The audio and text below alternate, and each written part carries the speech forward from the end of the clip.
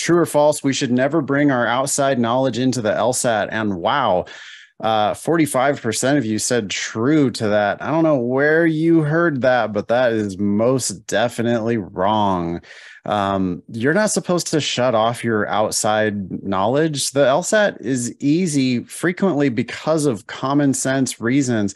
And if you know things about the way the world works, you're totally allowed to remember those things and bring them into your analysis. Now, that's not to say that your outside knowledge is going to be the reason why an answer is correct, but your outside knowledge is absolutely going to help you to understand reading comprehension passages better. It's going to help you to make better objections to logical reasoning arguments. It's going to help you to, solve logic games, puzzles in lots of cases. I think the hotel trading game or the building trading game is a really good example of that, where it's just like, hey, what would you do in real life if this was a little puzzle you have to solve, and you try to make it real, and that helps you to solve it.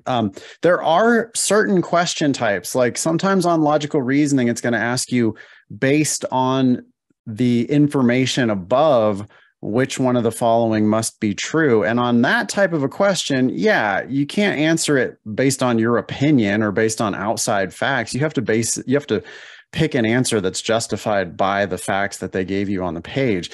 But it's just absolutely not true that you're supposed to be afraid of bringing in outside knowledge, or that sometimes people are like, oh, I do poorly on reading comp when I know something about the passage ahead of time. And that's just not, that doesn't have to be that way.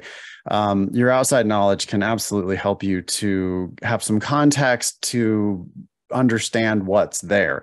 You've got to read carefully. You've got to answer the questions that are being asked. Sometimes they ask you to answer questions based on just the words on the page, but very frequently, even more often than not, I'm using outside knowledge to help me to attack this test. So I'm glad we asked that question.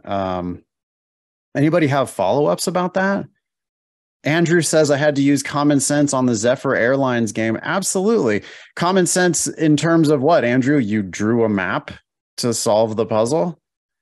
Yeah, it's got 5 cities and you're supposed to figure out what cities are connected to what city. How else are you going to do that besides drawing a map? As soon as we start using our LSAT brain and doing, weird shit like trying to force some logic games grouping template that you learned somewhere else or in a book or whatever, that's not what we should be doing. The LSAT's easier than that. I hope I can convince you of that